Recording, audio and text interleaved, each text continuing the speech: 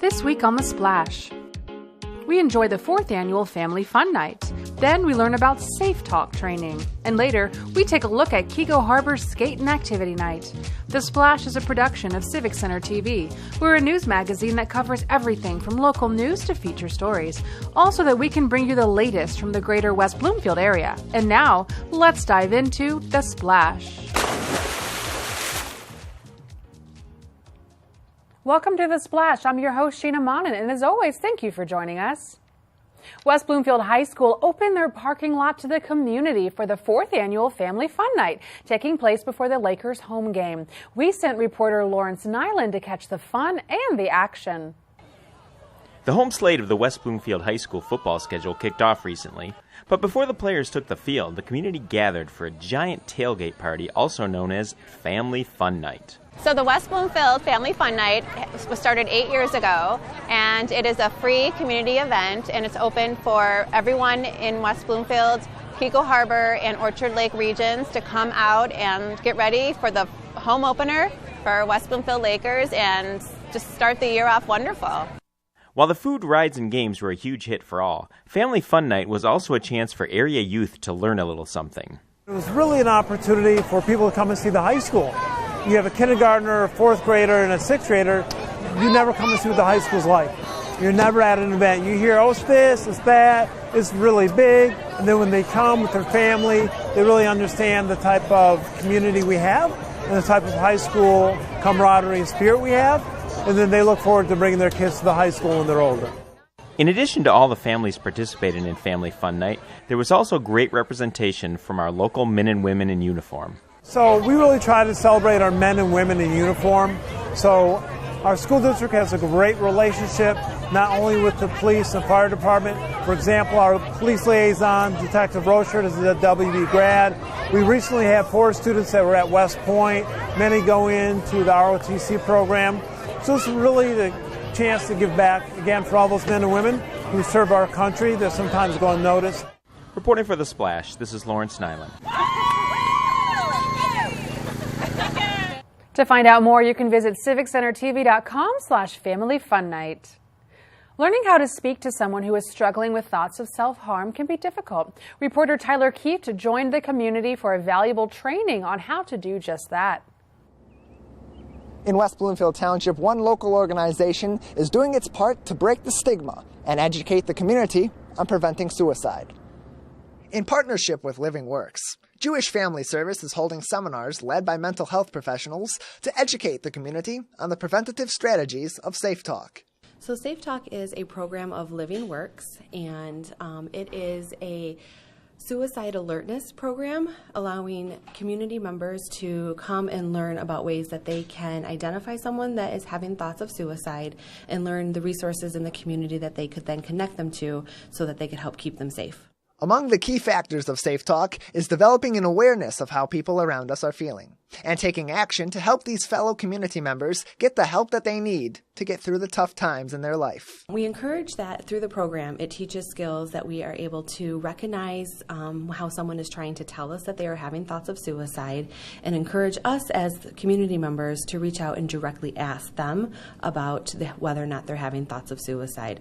So it really tries to peel away some of the stigma and the reasons why people are hesitant to ask someone about thoughts of suicide, and really then feel comfortable so that I myself could reach out to someone instead of waiting just for them to come to me, because there's so much stigma and taboo that someone who's having thoughts of suicide isn't necessarily going to willingly open up. They need to know that you are a safe person to talk to, and so this course would teach some of those things and skills that then you feel comfortable asking someone that you care about if they are indeed having thoughts of suicide. Breaking apart the taboo of mental health issues has proven to be highly effective, and the results of trainings such as Safe Talk are showing to be excellent deterrents to the tragedies of suicide. We're seeing more people be willing to actually talk about it. You know, I was just talking with a coworker yesterday that even here at Jewish Family Service that we seem to be seeing more people who are having thoughts of suicide.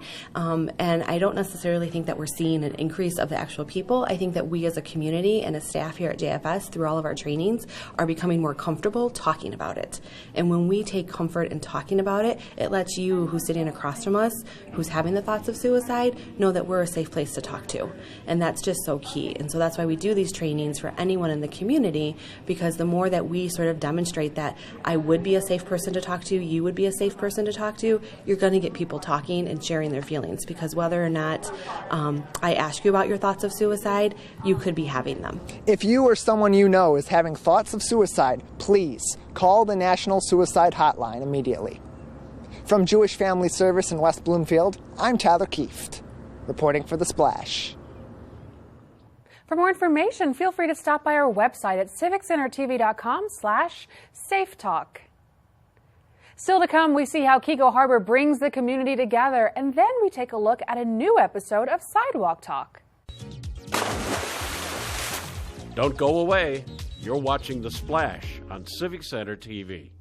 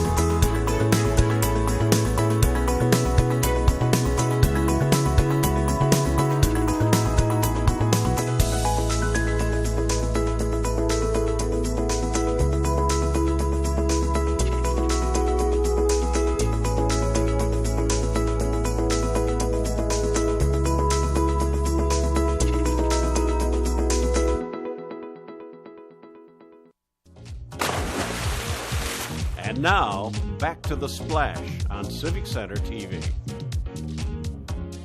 Welcome back to The Splash. I'm your host, Sheena Monnin. Nearly 20 years ago, on a $100 budget, the volunteers for Keego Harbor Skate and Activity Night started a tradition that is still going strong and growing every year. Keego Harbor has seen a lot of local events come and go over the years, and one of these special events has stayed around for 18 years, the annual Skate and Activity Night. We started this event 18 years ago. It was to bring the police department together and the kids together in the community. And we've done that and accomplished that goal. And every year beyond that is just adding to this. Because it started off just as a little a time where we could just rollerblade around the blocks on here. And from rollerblading and Jason DJing, and it just keeps growing and growing and growing. And we have so much fun. It's the longest running event that Keego's ever had. It's the largest event that Keego's ever had. And I know at times we've had as many as 1,500–1,600 people that have shown up here. So it's great. I retired 3 years ago from the police department, and it's just fun to carry that tradition on.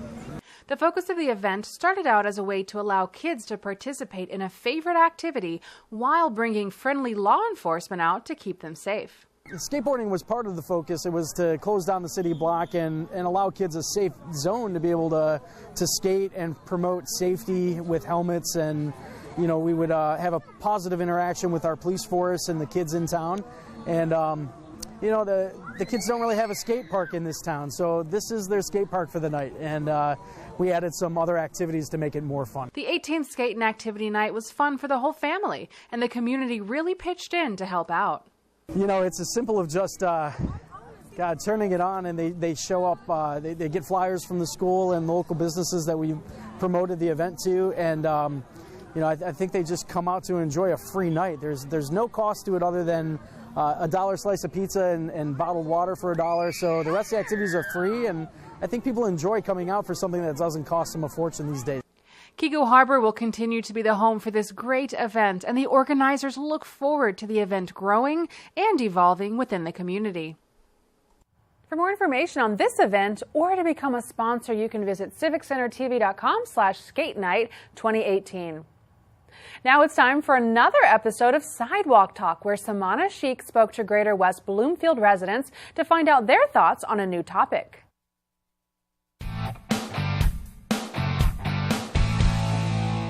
The most boring part of my day is probably watching Netflix. What about you? What's the most boring part of your day? When I wake up in the morning, I hate waking up. I always love my dreams. Between the waking up and the coffee is always the roughest. Man, probably driving and being stuck because I work a 9 to 5, like being constantly stuck in traffic. Actually, I guess the most boring part of my day would actually be driving home. Even though I only live a mile from here, but sometimes it's just a matter of, sometimes I just want to take a pleasant walk, but on that note, that's the most boring part of my day. Going to school, and the morning time, there's really nothing to do. And most boring? I don't know, probably like the late afternoons, where it's like that lull time, I'm a busybody, I like to be moving around, so, it's kind of that lull time, so I don't really have anything to do. Probably driving to work, just because, I'm driving to work.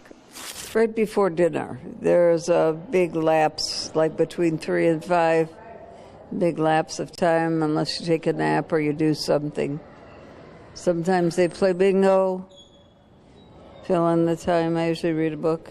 Awesome. I'm very good at bingo, surprisingly, so I always win. Oh, well, then you need to come with me because I quit playing because I never win. What's the most boring part of your day? My commute to work. And why is that? It's 45 minutes long, and it's on the freeway. The middle of the workday. Yeah, like there's like kind of a lull in the middle, and I'm like, how many more hours until I get to leave? The most boring part of my day is not having enough time to do everything that I need to do. That is the most boring, because my day is pretty busy. I'm an insurance agent, and I work from like 10 to 6 p.m. every day, and I have a lot of stuff that I have to do, but just trying to get in that extra, stuff during the day, that's the most boring part of my day, not being able to finish what I, need to do. Homework or projects or quizzes, anything that relates to school is boring. Boring, I don't know if it's boring, but the early morning feedings, you just got to get up and do what you got to do and take care of your baby, but you're exhausted and you just want to go back to sleep. Remember, if you ever see us on the streets of West Bloomfield, Sylvan Lake, Orchard Lake, or Keego Harbor, stop by and be a part of Sidewalk Talk. If you'd like to see some of our other fun and interesting questions on the show, you can do so anytime and anywhere by visiting our website at civiccentertv.com/sidewalktalk. And now it's time for our Civic Center event update, where we provide you with all the latest that's happening around Greater West Bloomfield. And if you'd like to stay up to date on all of the following current events yourself, you can visit civiccentertv.com/events. Let's get started.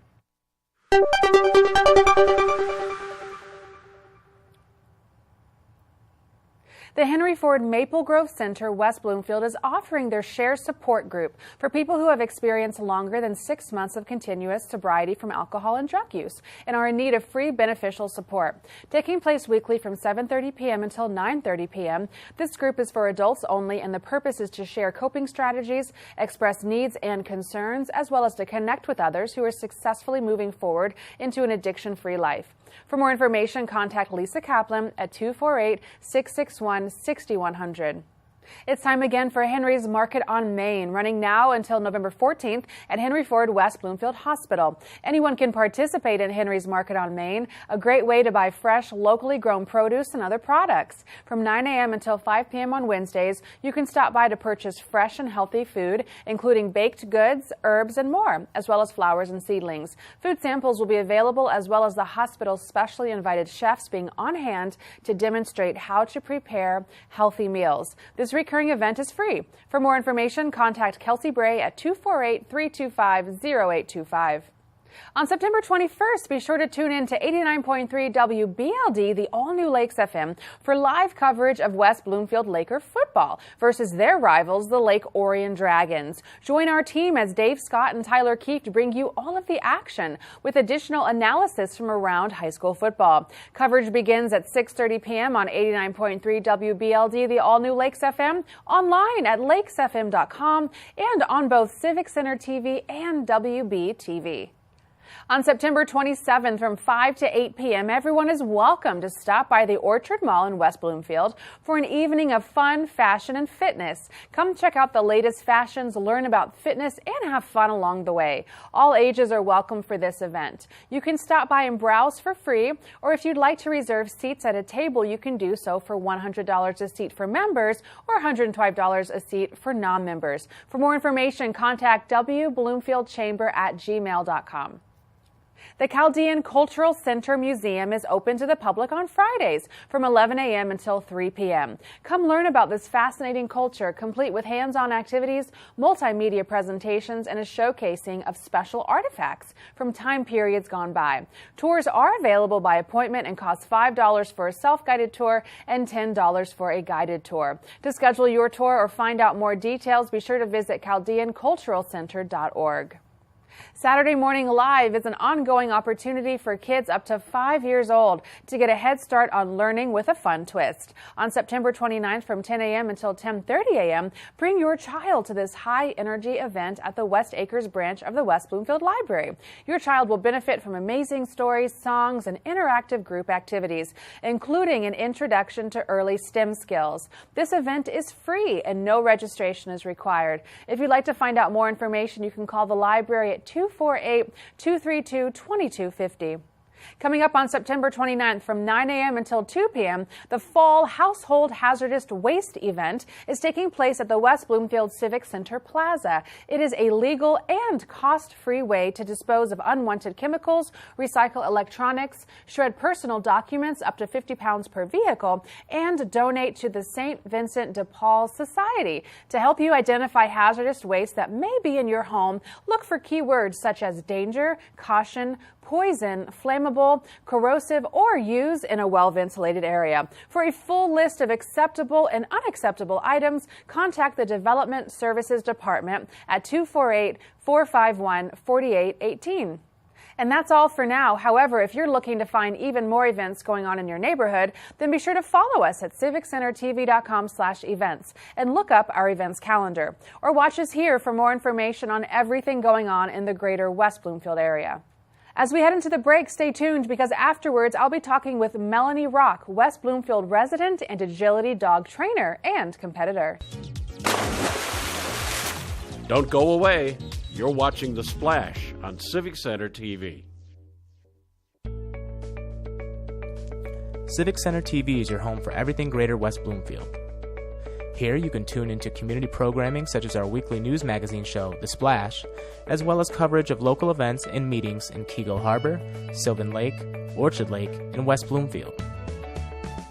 You can also watch all of your local programming online anytime at civiccentertv.com. Civic Center TV, television that's close to home. Civic Center TV has gone social. Now it's easier than ever to watch, save, like, and share our videos online. See what's happening in your neighborhood, on the streets, and on the web at civiccentertv.com. Be a part of the conversation and get involved. We would love to hear from you. For links to our social media pages, visit us at our website or find us on Facebook, Twitter, and YouTube. Civic Center TV, television that's close to home.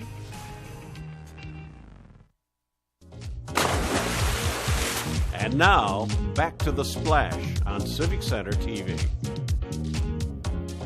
Welcome back to The Splash. I'm Sheena Monnin, and here with me on the show this week is Melanie Rock, West Bloomfield resident and agility dog trainer and competitor. Melanie, thank you for being here today. Thanks for having me. I'm excited. This is a really interesting topic to me. I love dogs. I love all animals. And today we're going to be discussing what agility dog training and competing is. You have a lot of experience there. We'll get into your awards later on.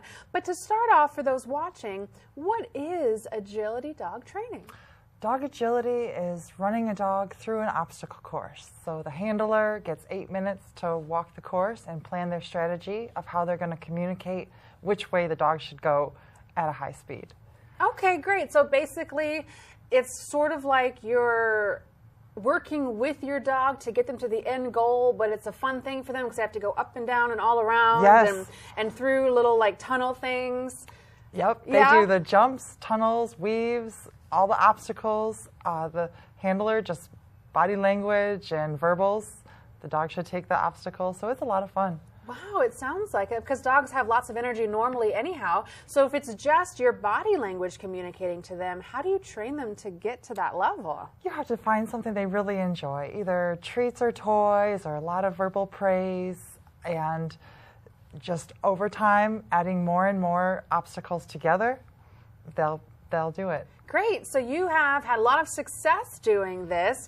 Tell me a little bit about an international award, a couple of awards that you won recently. Recently, me and my dog, Puma, a border collie, got to travel to Spain and Italy this past year for being on the United States World Team. And we got a bronze in individual jumping, a bronze in team. Okay, great. What does that mean, individual jumping?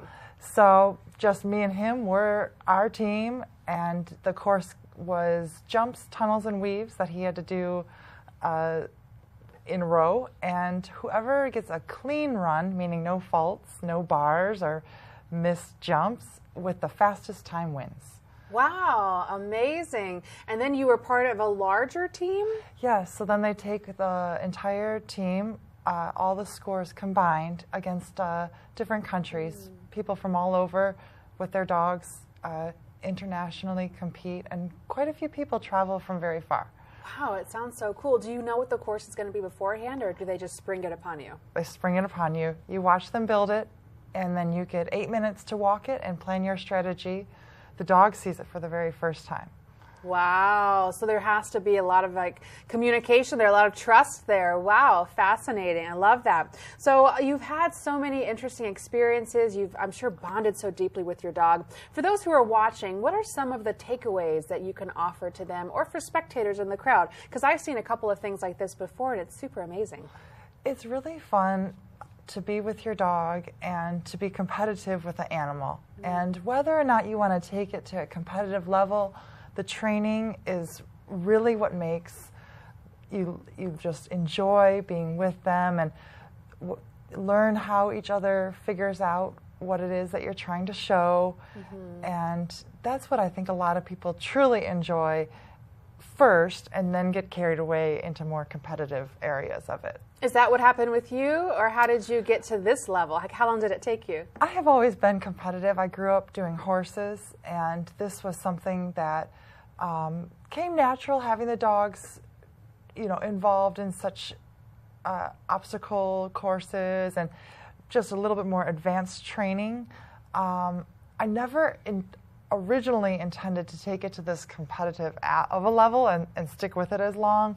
But once you really find out how much the dogs love it, and it's good exercise, it's good mental stimulation for them, it's something that's really very enjoyable. Nice. So have you competed with the same dog, or have you used different dogs? Different dogs. Oh, I have my couple of first dogs competed with were a Boxer and a Doberman, and then I got into the Border Collies.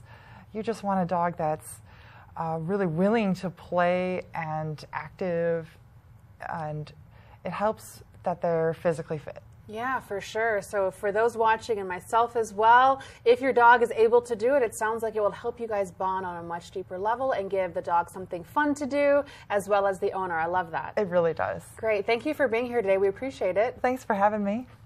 Once again, everyone, we've been speaking with Melanie Rock, West Bloomfield resident and agility dog trainer and competitor.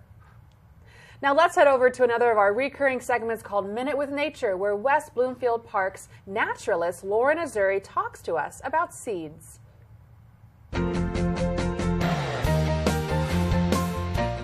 Hello and welcome to Minute with Nature. I'm your host, Lauren Azuri, the park naturalist for West Bloomfield Parks. And we're here today outside the Recreation Activity Center talking about seeds.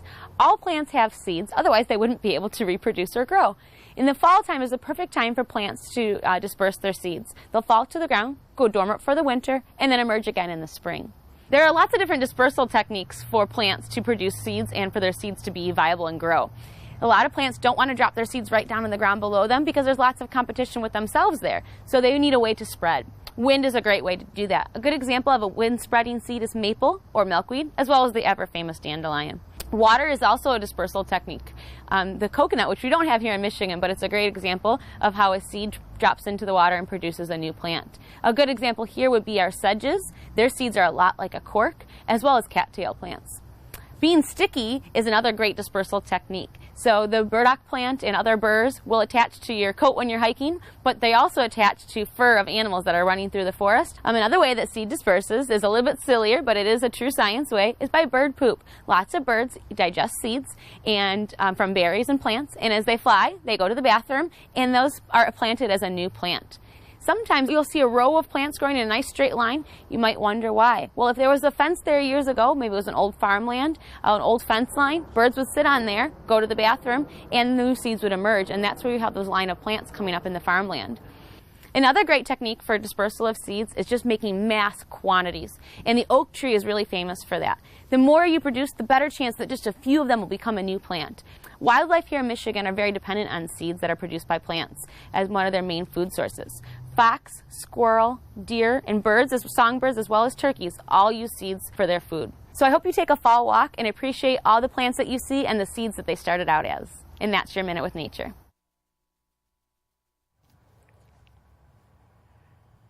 For more episodes of Minute with Nature, visit civiccentertv.com/MWN.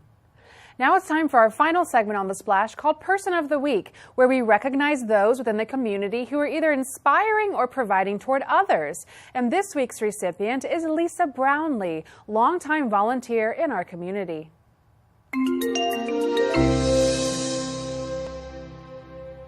Lisa Brownlee is always on hand when there is a need in our community, from volunteering on Christmas Day for the annual Christmas free dinner to helping with Meals on Wheels or being involved in the West Bloomfield School District. Lisa is a pillar of kindness in our community.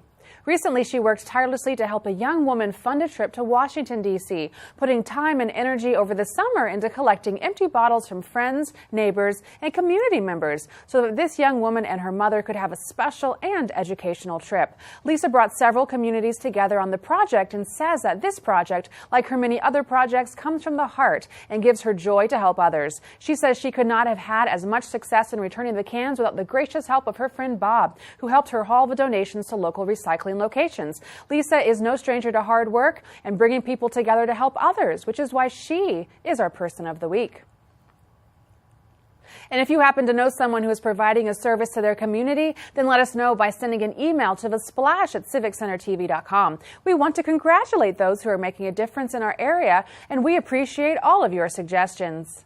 That's going to do it for us this week, but remember, you can watch new episodes of The Splash every Monday at 5:30 p.m. or throughout the week for replays. You can also watch every episode online at civiccentertv.com. Don't forget to follow us on Facebook under Civic Center TV 15, YouTube at Civic Center TV 15, and on Twitter at Civic Center TV for more information. For all of our friends in Sylvan Lake, Orchard Lake, Keego Harbor, and West Bloomfield, I'm Sheena Monnin. Thank you for watching The Splash.